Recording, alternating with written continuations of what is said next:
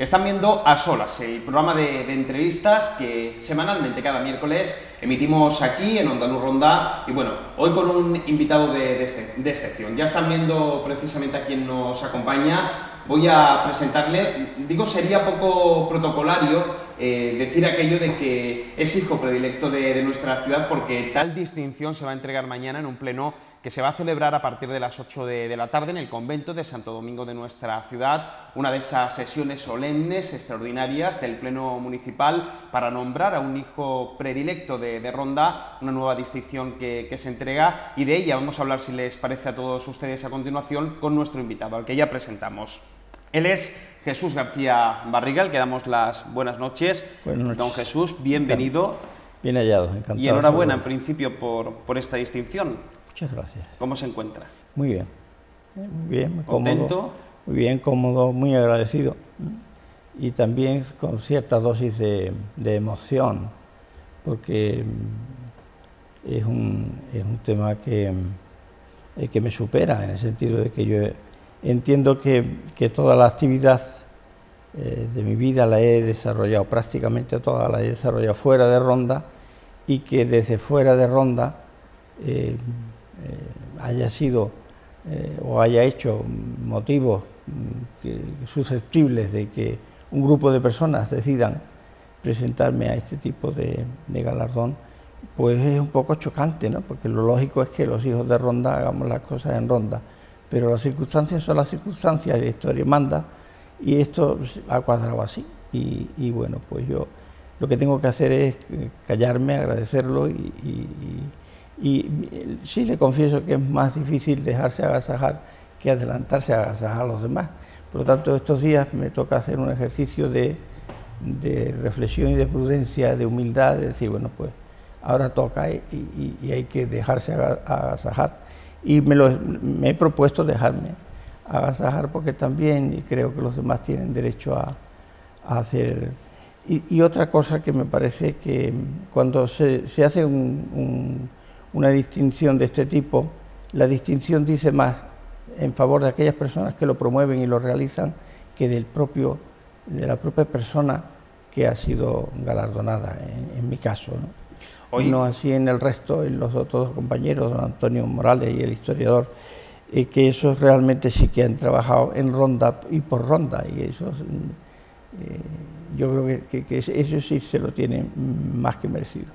Vamos a conocer en todo caso don Jesús, y bueno, soy de los que opina, y estoy seguro de que muchos rondeños que poco a poco van a ir conociendo su trayectoria, que estos días desde luego se va a hacer pública con motivo de tal distinción, que es absolutamente merecedor de este nombramiento. Pero sí que me gustaría, y si le parece, ya que ha introducido usted precisamente también ese asunto, me gustaría que comentásemos cómo surge toda la historia del nombramiento, porque don Jesús García Barriga salió ya hace muchos años de Ronda. Ahora le preguntaré con qué frecuencia viene a nuestra ciudad, si viene más a menudo de lo que, o menos a menudo de lo que le gustaría, o viene en muchas ocasiones. Ahora entraremos en todos esos detalles, pero de entrada tengo que admitir que no conocía su obra, y entiendo que ocurrirá igual en el caso de muchos rondeños. Es una obra alejada físicamente de nuestro entorno, de nuestra ciudad. Estamos hablando de una obra desarrollada durante muchos años en Canarias, y entiendo que muchos rondeños se van a encontrar con esa trayectoria vital en estos días, van a conocer toda esa historia estos días, pero en cualquier caso sí que hubo un grupo de personas vinculadas con nuestra ciudad que creo entender, ahora si no me corrige, que llegan a Canarias, se encuentran con usted, saben, al final que usted nació en Ronda, y son quienes al final proponen ese nombramiento. ¿Cómo surgió todo, don Jesús? Bien, surge como hay en Las Palmas de Gran Canaria. El archipiélago está a 2000 kilómetros de la zona más próxima, que sería Andalucía, del territorio peninsular. Entonces, la sociedad canaria es una sociedad muy singular, muy singular. Ten en cuenta que es un territorio fraccionado, son 7 islas y 2 provincias. Entonces, la capital Gran Canaria, digamos, es las cabezas de provincia, la Gran Canaria es la más antigua, y allí es donde reside pues las unidades de administración más importantes del archipiélago. Bien, y como consecuencia de eso, allí hay muchos funcionarios que tienen que ir a prestar sus servicios, están poco tiempo, pero son funcionarios muy cualificados, como por ejemplo los mandos de los 3 ejércitos, de la Fuerza de Orden Público, 3 ejércitos de la Policía Nacional y de la Guardia Civil, y están poco tiempo. Hay un grupo de empresarios que por la situación de la lejanía están muy unidos, muy vinculados, y veían ellos, antes de yo llegar, que estas personalidades llegaban y se iban muy pronto. Entonces crearon un grupo que le llamamos GEMAEN, que son generales, magistrados y empresarios. Entonces somos 40 o 50 personas, me invitaron a participar de ese grupo y tenemos nuestras tertulias, almuerzos, y vamos abordando todos los temas sociales que afectan a España, a Europa y en concreto al archipiélago. Y en ese grupo pues están incorporados los 3 ejércitos, como decía, la Guardia Civil, los magistrados, tanto los que son oriundos de Las Palmas como los peninsulares que están ahí un tiempo y vuelven. Bien, en ese grupo recibimos en concreto, el caso que nos ocupa, al general don Alfonso García Vaquero Pradal, que fue el último, allí le llamamos familiarmente y coloquialmente el general gobernador militar de la zona. Y como a todos, pues le fuimos a recibir y a darle la bienvenida y a ponernos a disposición de ellos para hacerle la tarea lo más fácil posible. Y cuando en una parte, con Nieves, su esposa, le pregunté que de dónde vienen, y me dicen de Ceuta, y yo les digo, pues han pasado cerca de mi pueblo. Y me mira, ¿y de qué pueblo eres tú? Y le digo, yo soy de Ronda. Y entonces la cara que puso, evidentemente, se delató que ella era de Ronda antes de decirlo. Y yo, no me diga que eres de Ronda. Sí, soy de Ronda. Y bueno, ya empezó, ¿y tú de qué familia eres? ¿Y tú de cuál? Y empezamos allí y claro, teníamos hasta familia en común. Y bueno, a partir de que ellos descubrieron eso, y fueron descubriendo,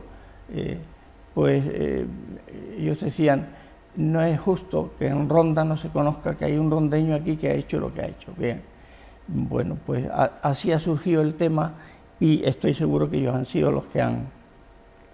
Porque además, todo ese grupo, es fácil que en mi ausencia a ese grupo le hayan dicho, hay que hacer saber al Ayuntamiento de Ronda lo que está haciendo este hombre. Y todos esos se han puesto en marcha y han debido pues, escribir a la alcaldesa y contarle un poco lo que pasa. Y eso ha sido lo que ha abocado a este acontecimiento. Ya le digo que mucho me da que no serían hasta ahora muchos los rondeños que conocieran del trabajo de la llamada obra social de acogida y desarrollo de Canarias, que es donde fundamentalmente ha pasado, bueno, buena parte de su vida. Me gustaría, me gustaría ir profundizando un poco, don Jesús, en su vida. Vamos a comenzar por los inicios. Nació usted en el año 54. El año 54, el 27 de junio de 54, nací con ciertas dificultades y entonces eso hizo que me bautizaran el mismo día, por tanto, el mismo día que nací me bautizaron. Nací, me sacaron del vientre de mi madre mediante cesárea, en aquel tiempo era muy complicado hacer ese tipo de cosas, y me bautizaron en el Socorro. Y aquí yo he metido tanta información en mi cabeza a lo largo de toda la vida que me queda, en fin, que tengo recuerdos así como muy... Pero sé que hay situaciones y personas que marcan mi carácter, ¿no? Yo me he criado en el campo con mi familia y bueno, he tenido experiencias de todo tipo. Y las experiencias que un chavalito, un muchacho, un niño en el campo pueda tener, yo entiendo que hay dos cosas importantes que se adquieren cuando uno está en el campo. Uno es la capacidad de pensar y reflexionar, porque el tiempo y la soledad son importantes y te ayudan. Entonces te hacen reflexivo, y al hacerte reflexivo te hacen un poco con capacidad interior para ir dando cobijo luego a todos los impulsos, las mociones en el sentido de movimiento que el propio pensamiento te va dando, ¿no? Yo recuerdo de pequeño como había una señora que tenía una choza allí muy cerca y tenía que ir a una tienda de ultramarinos que había pues a 1 kilómetro más o menos. Y veía a la señora con las bolsas y andaba danzando por allí detrás del ganado o las tareas propias de la agricultura. Y cuando veía a la señora María con las bolsas, iba, cogía las bolsas, se las llevaba a la choza y seguía haciendo. Y el día que estaba un poco más perezoso, pues me iba por otro sitio para no verla. Pero la diferencia que el día que hacías eso y el día que no lo hacías era importante. Y yo notaba que no era feliz. Cuando eludía el bulto, cuando eludía el esfuerzo de ayudar a la señora, esa noche, esto no lo he hecho bien. Y el día que le iba, pues eso estaba bien. Eso es una cosa que parece que tiene muy poca importancia. En los seres humanos que queremos llegar lejos sí que tiene importancia, porque te dice, bueno, si vas buscando la felicidad por aquí la vas a encontrar, siendo egoísta no la vas a encontrar. Y eso hace, entiendo yo que eso hace, o ayuda a hacer, junto con otros muchos factores, que no seas egoísta. Después otra cosa que mamé desde pequeñito es ver cómo mi familia era solidaria. En aquella época había muchos pobres, y iban por allí y ningún pobre que llegaba a casa pues le dejaban de dar un trozo de pan importante, untado en manteca, o con alguna cosa de chacina de la matanza, se lo daban y allá va. Y a raíz de eso, una vez descubrí una discusión muy singular entre mi padre y mi madre, y que se reñían mutuamente porque decía, ¿estás dando el pan? Le decía mi padre, le decía a mi madre, mira, estás dando el pan de tus hijos, porque es que el amasijo que se decía que se hacía una vez a la semana, significaba que el pan que se hacía el viernes tenía que durar hasta la semana siguiente. Claro, con tanta gente como iba a pedir pan y se arrimaba a comer, pues podía faltar. Y ellos discutían en eso, y entonces ella decía, no, el que da pan eres tú, y él decía, no, el que da pan es tú. Bien, yo pequeño allí, ellos no se daban cuenta, pero yo me quedaba con ese detalle, y entonces se prohibieron mutuamente dar pan. Bueno, pues tú no, tú tampoco, vale. Y se iban, y venía el pobre de turno, y yo decía, a ver cómo resuelven este conflicto. Y andaba por allí, y si era mi padre, decía, ¿dónde está mamá? Y dice, está en el pozo, que estaba un poco lejos de casa. Entraba, cogía el pan, le daba al pobre, vete por ahí que como mi mujer me vea, me mata. Y al contrario, cuando le tocaba a ella, pues me decía, ¿dónde está papá? Pues está en el chaparral, que estaba lejos de... Toma, y vete que como mi marido venga. Y es curioso que siguieron dando, yo creo que más, pero nunca se acabó el pan. Yo no recuerdo.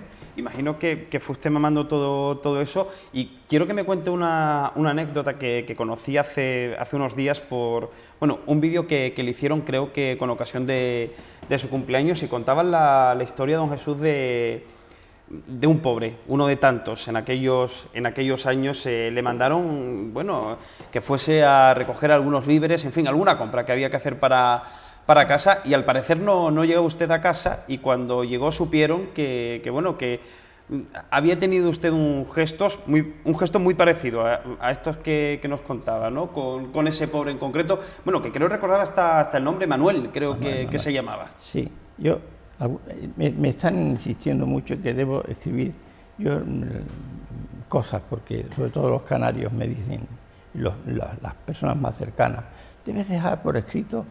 Y yo digo, bueno, pues que no. Pero de vez en cuando me asaltan, y sobre todo ahora que estamos cumpliendo 25 años de la creación de esta obra, me asaltan y pienso sobre las personas que realmente han influido en mi vida. Y hay unas cuantas, pero una de ellas, hay dos concretamente, era un pobre que andaba por ahí andrajoso y le llamaban Cartagena. Y los chavales se metían con él. y él tenía un palo muy grande y revoleaba el palo a los chavales y se formaba una guerra. Pero en mi casa, que era muy bien acogido, como todos, y a mí personalmente él me tenía cierto aprecio y afecto, y yo me iba con él y me gustaba oírlo cómo se expresaba, cómo hablaba. Yo creo que esas personas sí que han sido importantes en mi vida porque me han marcado, ¿no? Y después estaba Manuel y su mujer, que le decíamos, pues no sé, como había un dicho así como muy vulgar que le decía, la tía de los gatos o de los perros, porque tenía como 20 o 30 perros, ¿eh? Y esa era la esposa de Manuel. Y Manuel estaba siempre fuera cuidando todo tipo de ganado, pues tanto, en fin, pues cabras, cochinos, vacas, caballerías, todo tipo de ganado cuidaba Manuel. Y Manuel era un hombre extremadamente pobre, vivía con esta señora y ellos no tenían ningún tipo de ingresos sino los que daban a Manuel. Bueno, en un momento determinado Manuel enferma y lo llevan a la clínica y bueno, pues un día tuve que venir a la clínica, pues esas cosas que cuentan en el vídeo, ¿no? Me dieron dinero para comprar no sé qué historia, yo fui a ver a Manuel y vi que estaba como muy en malas condiciones y aquel dinero me lo gasté en alguna chuchería o en alguna cosa que yo entendía que le hacía falta a Manuel, más que lo que me había encargado mi madre, y cuando llegué a casa pues no llevaba nada. Eso, pero lo nuclear de Manuel es que era un pobre y yo me sentía muy a gusto hablando con él y él no sé de qué cosas podía hablarme, ahora mismo no puedo recordar, pero sí recuerdo que los pobres tienen una vida interior muy rica y eso sí y que son personas tan dignas como los que no tienen. Y también ahí aprendí que un pobre no es una persona que no tiene dinero, es una persona que tiene muchas carencias y a lo mejor la menos importante es el dinero. Bien, con todo este tipo de cosas que le estoy diciendo que la solidaridad, el amor a los pobres, ya desde pequeñito lo pude mamar de esta manera. Después ya cuando me acerqué al pueblo, cuando fui dejando el campo y me fui acercando al pueblo, pues tuve una relación muy estrecha con dos personas que fueron muchas, pero estas dos fueron decisivas en mi vida, que fueron don Jesús Vázquez Márquez, médico, que iba, y yo le acompañaba cuando podía, a la clínica, iba todos los días, cuando terminaba la consulta, la última visita que hacía era a las hermanitas de los ancianos desamparados, a los ancianos, y a una sala de beneficencia que había en el Hospital Santa Bárbara.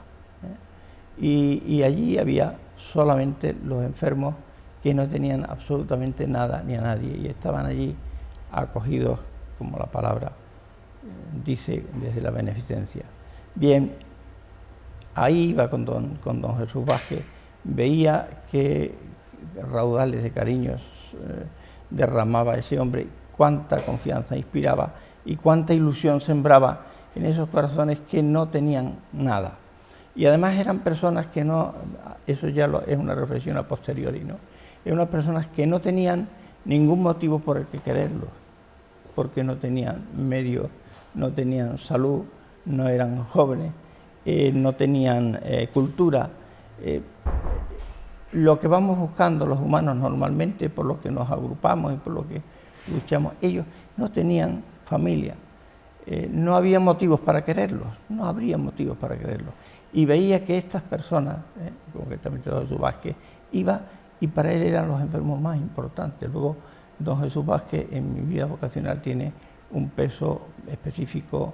Yo he sido un tipo muy afortunado, y no solamente don Jesús Vázquez, son cientos de personas después. Me gustaría comentar, digo, para explicarle a todas las personas que nos puedan estar viendo cómo acaba usted en Canarias.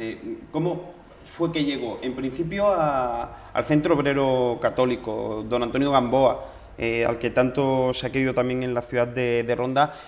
¿Y cómo de ahí da usted un salto a Madrid, que es el que definitivamente después le traslada hasta Canarias, donde ha desarrollado buena parte de su vida? Porque, ¿qué iba buscando don Jesús García Barriga al Centro Obrero Católico? ¿Qué encontró y cómo fue que acabó, ya digo, en esos primeros años en Madrid?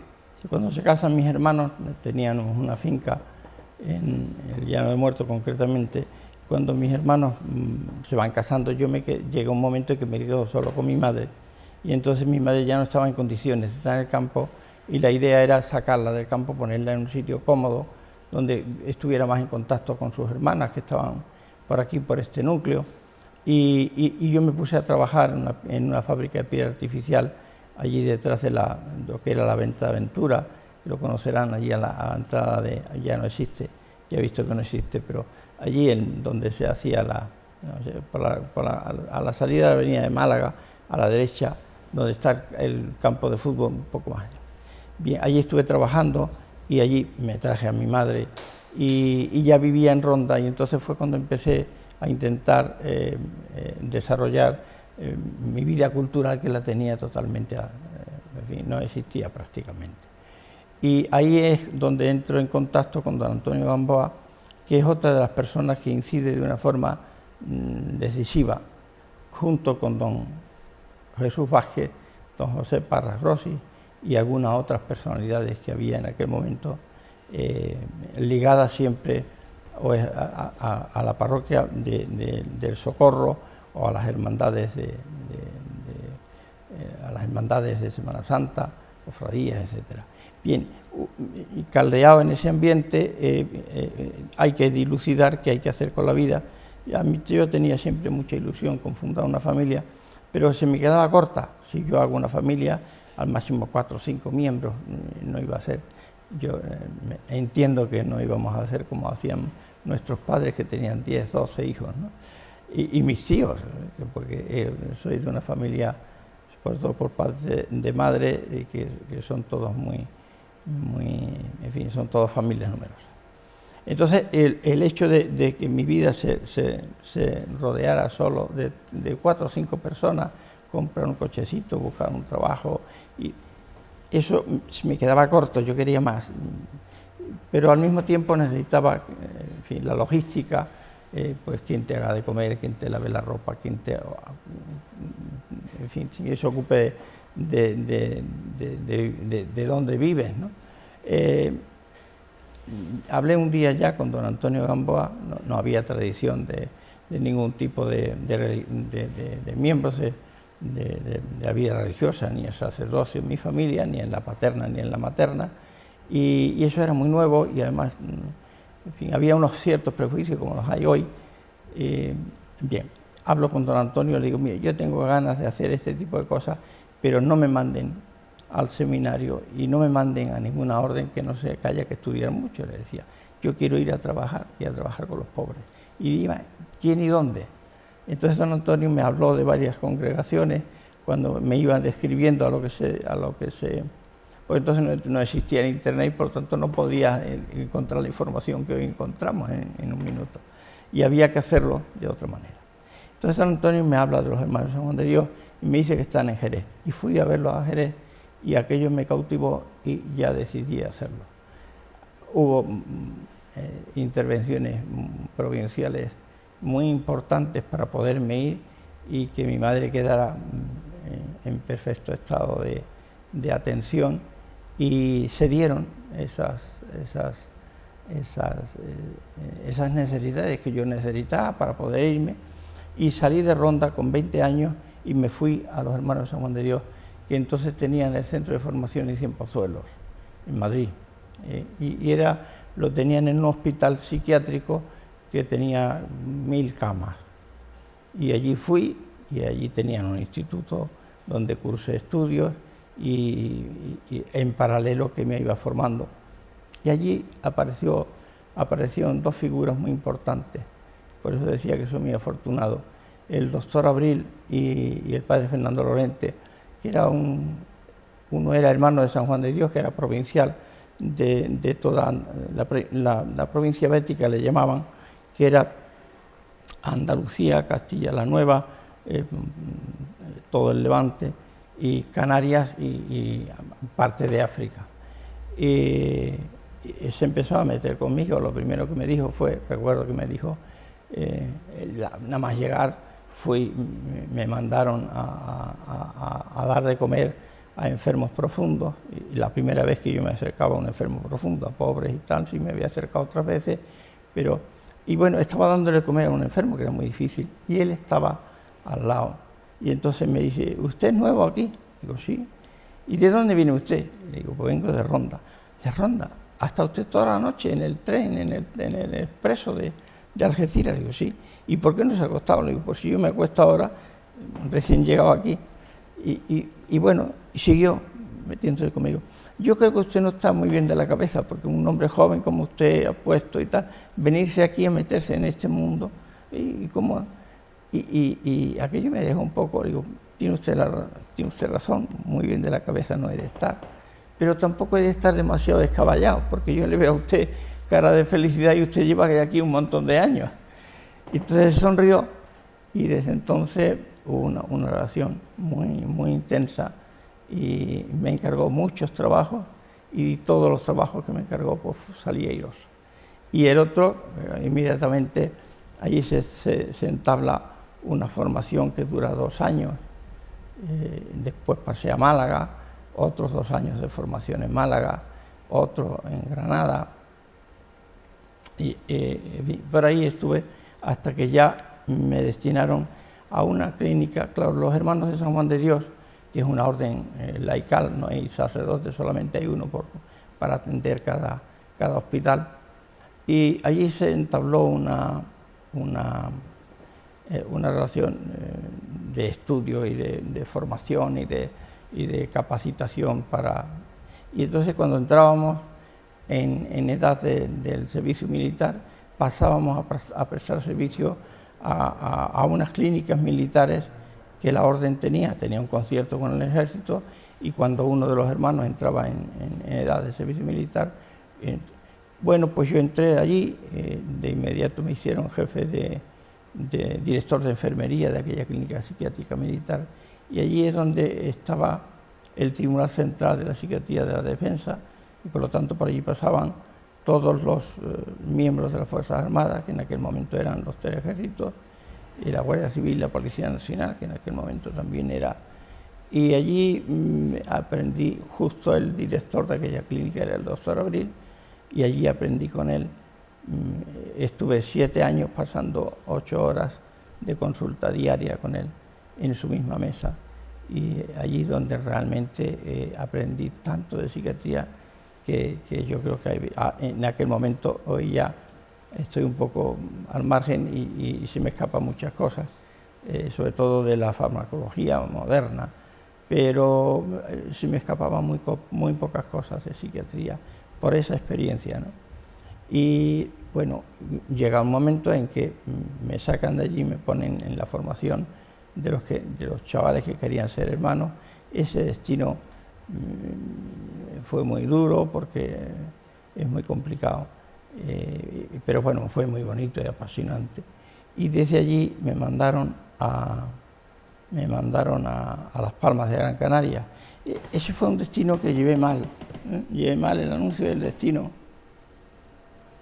¿No había pensado nunca en terminar en Canarias, quizás en algún otro lugar? Claro, yo sabía que la orden tenía tierras de misión, que bueno, que era una posibilidad que había ahí, y cuando el provincial, de aquel entonces me dice, tienes que ir a Canarias, y se me cayó el mundo encima, por 2 razones fundamentales. Primero, porque entendía que en Canarias no había pobreza ni marginación, que la gente vivía bien con el turismo, una tierra muy rica, cualquier cosa que se siembre en un terreno volcánico tiene mucho hierro, a poco que le pongas agua todo crece y todo da fruto. No me gustó nada. Y la otra razón era porque eran niños y yo no sabía trabajar con niños. Pero claro, era un colegio precioso que se había hecho para niños con secuelas de la polio, porque los niños con secuelas de la polio de todas las Canarias había que traerlos o a Sevilla, a Jerez o a Córdoba, que es donde estaban, con lo cual desarraigaban a los niños de allí. Por eso se hizo aquel hospital. Al desaparecer la polio, había que adaptarlo para otros niños que tenían unas necesidades similares, que eran los que tenían parálisis cerebral o los que venían procedentes de familias desestructuradas y de protección de menores. Entonces cuando me dijeron que tenía que ir, pero si yo no sé tratar con niños, bueno, pues tuve que ir allí para aplicar la LODE, y allí fui siempre porque entiendo que yo expuse las razones que tenía para no ir, pero a pesar de las razones que yo expuse me dijeron, hace falta que vayas, nos hace falta allí, y vas. Y yo fui. Allí estuve, yo llegué el 23, siempre me acordaré porque fue una de esos cambios que a uno le marcan mucho. El 23 de septiembre del 88, del 85 llegué yo a Canarias, y ya era un sábado por la tarde, pero un domingo por la noche, tarde-noche llegué allí, y el lunes cuando me encontré se me cayó, todos los esquemas se me cayeron, porque encontré una ciudad, la ciudad de San Juan de Dios allí habría 300, 400 niños, el 70% eran de familias desestructuradas y no tenían prácticamente familia, ¿no? Yo siempre fui más amigo de un mal hogar que de una buena residencia, porque en el hogar se dan, a poco que lo puedes trabajar, los afectos se despiertan, y la capacidad de generar vida y de generar energía, de generar correcciones y crecimiento de los muchachos era mucho más fácil que hacerlo desde un internado, ¿no? Necesitaba un coche para llevar a los niños de un sitio a otro, y el carnet de conducir, me puse a sacar conducir, y encontré en la calle un grupo de personas abandonadas. Me marcó mucho, por lo que he leído de toda esa trayectoria, le marcó mucho esa experiencia en concreto, aquellas personas que usted se encontraba durante el proceso, lo acaba de decir, en que se sacaba el carnet de conducir. Y digo que le marcó porque, decía usted, no fue un destino que me agradase al principio, pero han pasado ya casi 30 años, casi que acabó echando esas otras raíces en Canarias, y al final ha marcado buena parte de su vida. Sí, claro, el hecho de ver ese otro colectivo que no estaba siendo atendido y que era propio del espíritu de la obra de San Juan de Dios, entonces lo que hice fue, no pueden, estos semejantes míos no pueden quedarse en la calle, no pueden morirse en la calle. Habían muerto algunos ya en la calle, y salían en los medios de comunicación local que habían muerto, y entonces me propuse que había que hacer una obra que acogiera a esas personas que estaban abandonadas en la calle, y por otra parte a los chavales cuando terminaban la edad de escolarización obligatoria y no tenían salida, y acababan en inferioridad de condiciones con respecto a otros jóvenes de su misma edad. Entonces ahí se hizo una pequeña revolución, en el sentido de que ya decidí crear alguna cosa desde dentro de la orden para atender a esas personas que estaban en abandono. Pero la orden no tenía miembros, no tenía vocaciones, no tenía personal para mandar tan lejos a las Canarias, y entonces era un problema para ellos, ¿no? Y lo entiendo a la perfección. Entonces me dijeron que me dejara de tonterías y me destinaron a Málaga. Cuando el obispo de la diócesis de Canarias, que sabía de estas inquietudes mías y que estaba impulsándome para que creara esta obra, se enteró que me destinaban a Canarias, se enfadó mucho. Bueno, se enfadó con el provincial con él, y ahí fue cuando ya decidí que había que separarse de la orden y hacer aquello, porque la orden tenía medios suficientes para conseguir el mejor enfermero y mandarlo a Málaga a dirigir la enfermería del Hospital Psiquiátrico de Málaga, que está en Ciudad Jardín, San José.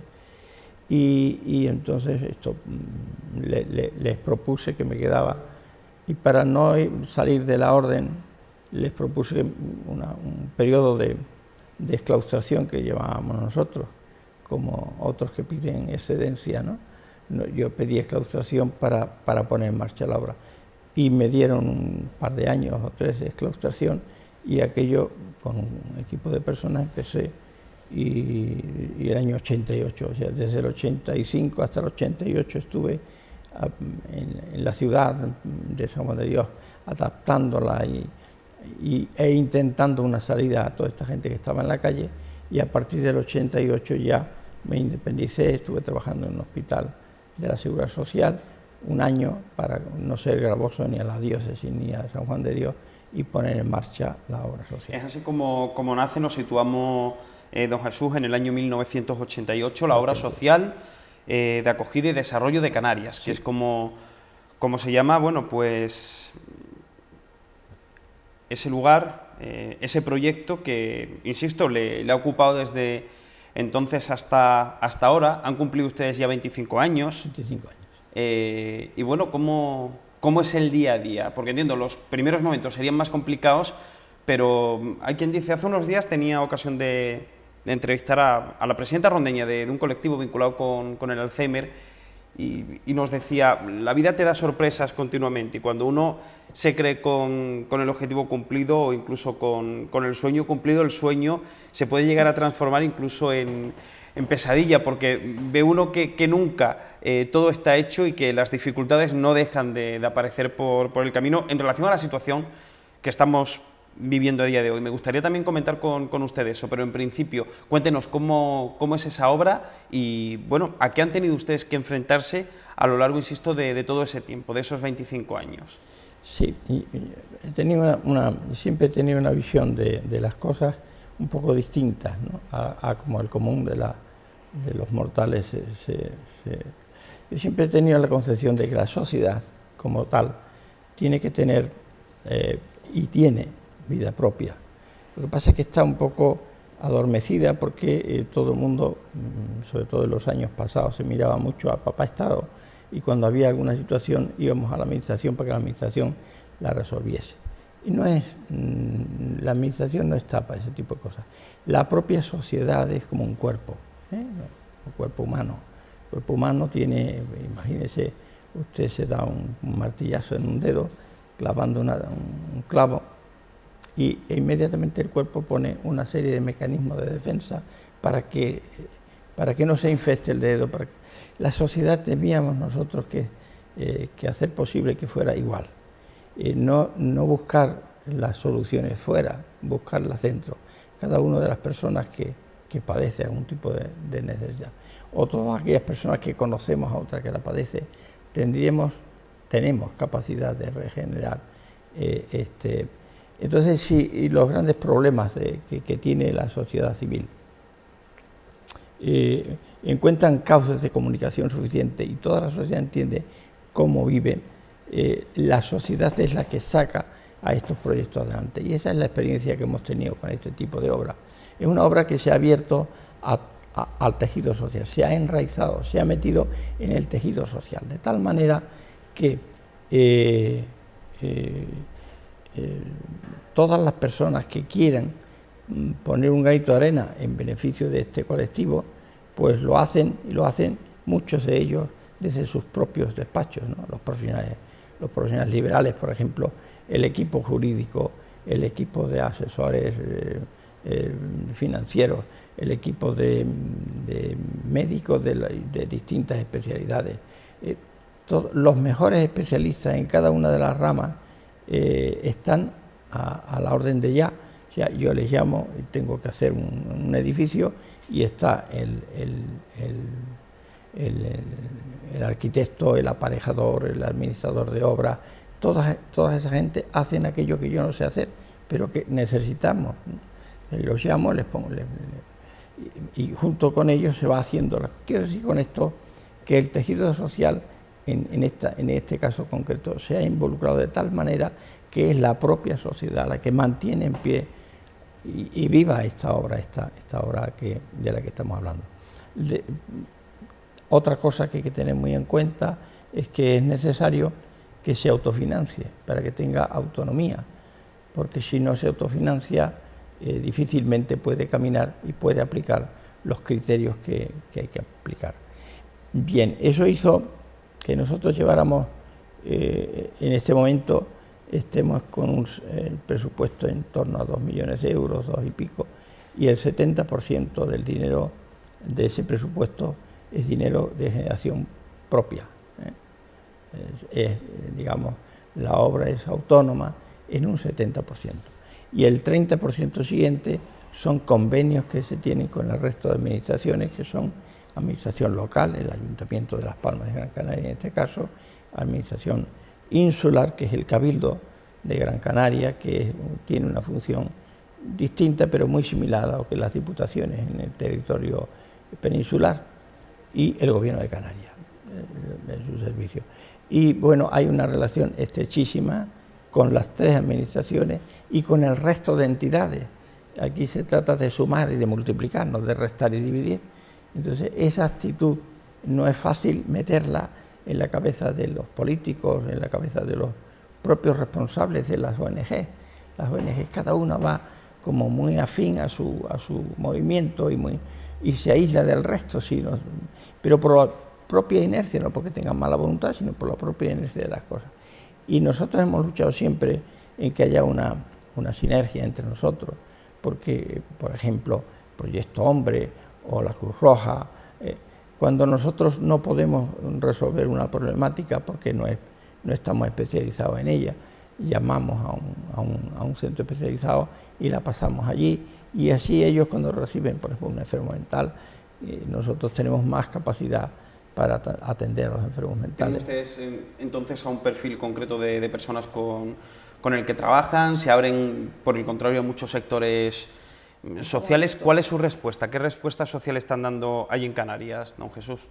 La respuesta social en Canarias, Canarias es una comunidad de las más pobres que hay en España, incluso más pobre que Andalucía y que Extremadura y que Galicia. Y bueno, contestando a su pregunta, nosotros tenemos dos grupos muy definidos, como les decía, las personas que están abandonadas en la calle y los chavales que cuando terminan la edad de escolarización obligatoria terminan con un fracaso escolar o tienen una discapacidad o multidiscapacidad que no les permite salir adelante. Esos son los dos colectivos definidos, pero no estamos cerrados a ningún tipo de sufrimiento, o sea, a ningún tipo de pobreza o de planteamiento. Cuando esa nos llega, la intentamos distribuir en las entidades y nosotros nos centramos mucho más en esta. Para las personas que llegan de la calle hay un equipo multidisciplinar con psiquiatras, psicólogos, trabajadores sociales, monitores y aplicamos un programa que se llama el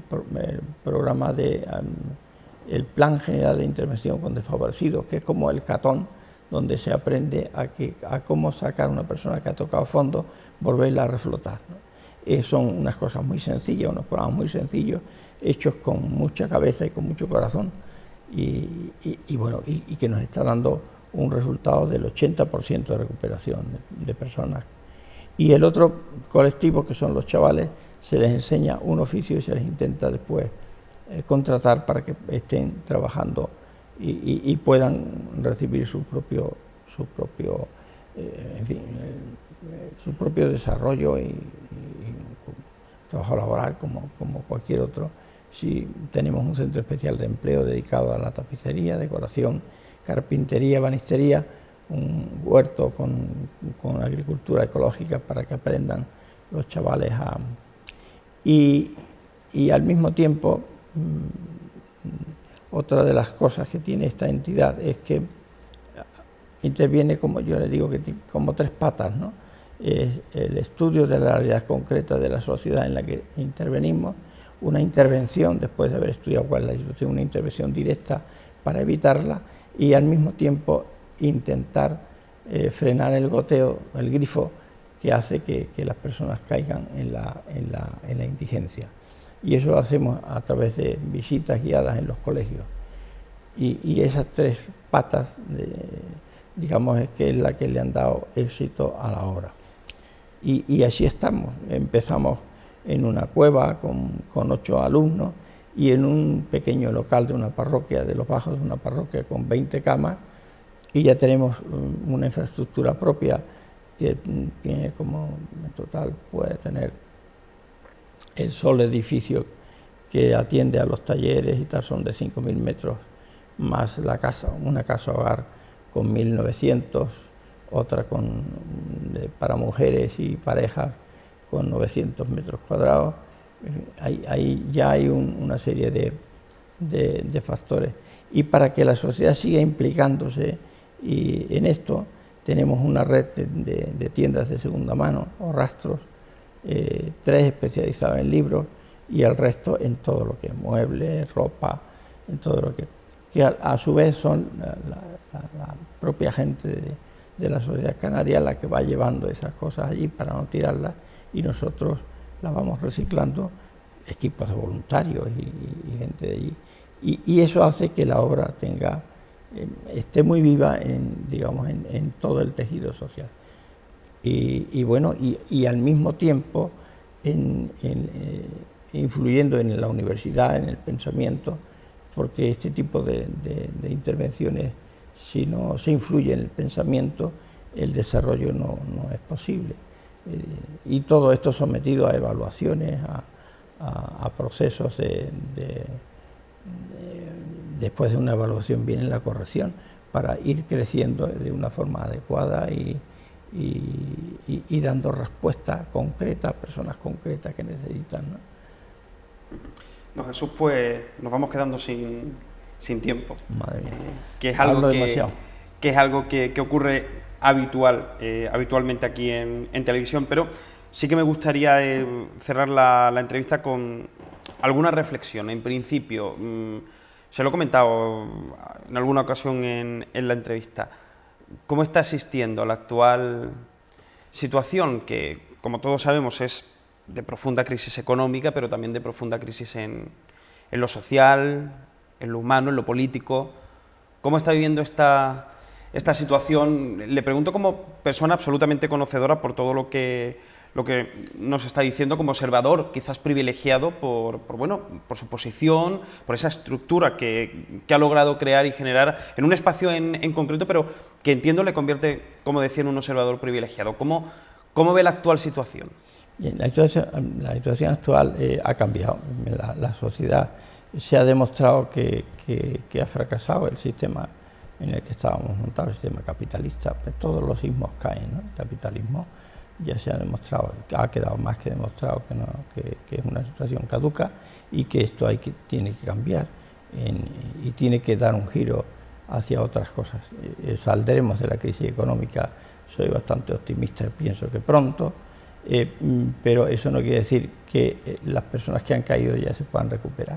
Hemos perdido un par de generaciones y eso es un tema muy doloroso y muy cruel, y habría que darle algún tipo de solución que tiene, pero tenemos que estar perfectamente abiertos a que la sociedad fracasa cuando pierde los valores, o sea, cuando no se tienen en cuenta los valores trascendentes, cuando no se mira más allá de lo que uno puede ver desde sus propias narices, permita la expresión coloquial.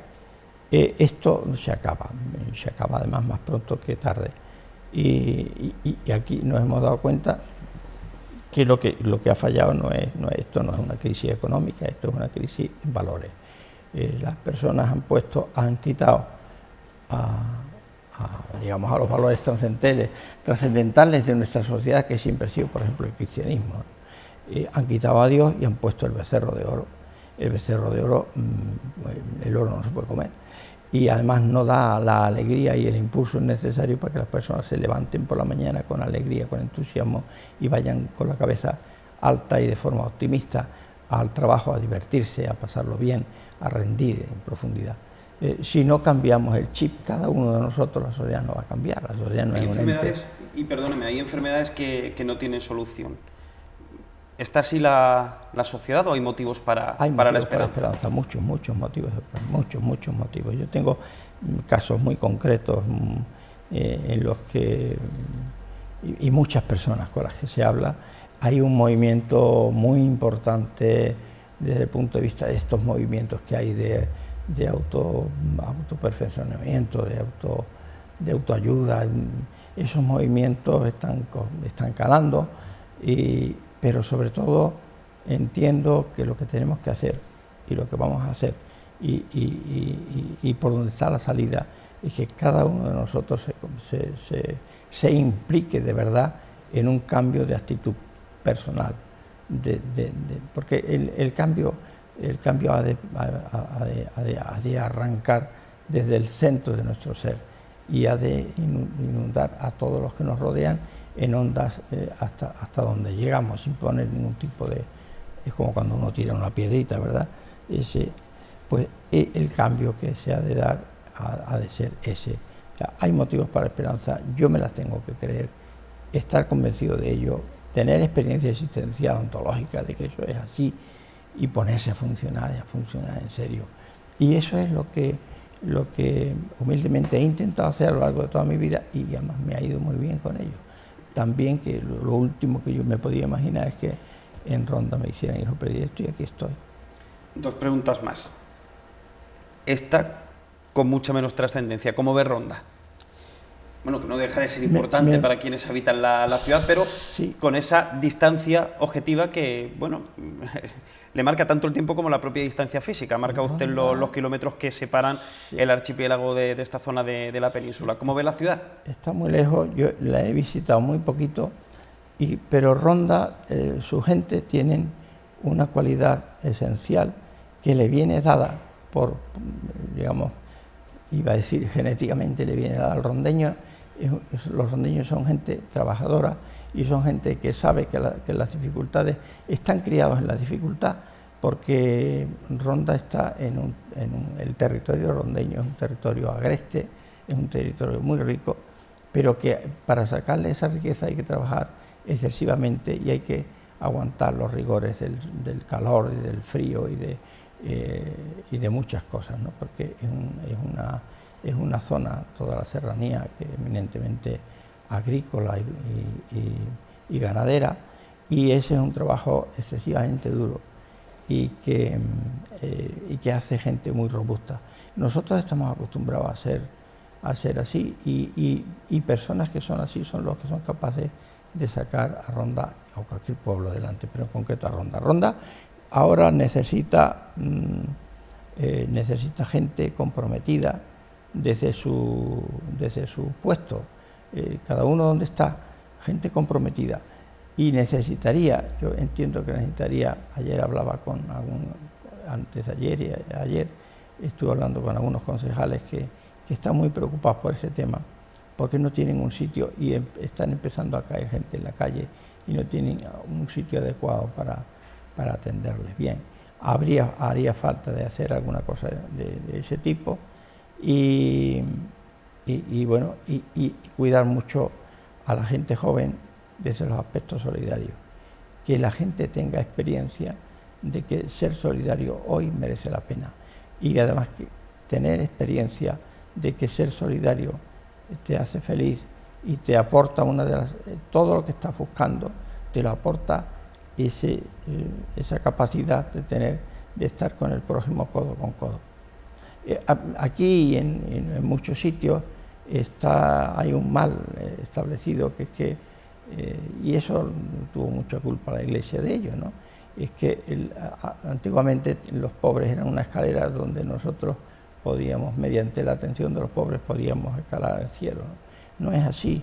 El pobre es un semejante mío, es mi hermano, y yo tengo que estar hombro con él, y o salimos todos los dos o no sale nadie. ¿Me explico? No son una escalera que a nosotros nos alcanzan el cielo, sino que si alcanzamos el cielo, alcanzamos los dos, pero porque yo soy capaz de ser solidario, ponerme codo a codo con él, ver cuáles son las necesidades y empezar a resolverlas. Yo siempre pongo un ejemplo muy burdo. Usted va por la calle y se encuentra un indigente en un soportal sucio, y entonces se siente bien y dice, bueno, yo me lo echo al hombro, me lo llevo a casa, le pongo mi ropa, lo siento en mi mesa, se ducha en mi ducha, cosa que nunca aconsejo. Y sale adelante. Al final de la jornada, cuando has dejado a los pobres, tú puedes ir muy contento porque has hecho la obra buena del día, pero al pobre no le has hecho ningún favor. Lo que has hecho es ratificar que es un pobre desgraciado y que ha tenido suerte que se ha encontrado con una buena persona. Pero su autoestima no la has estimulado. Y él sigue creyéndose que no sirve para nada.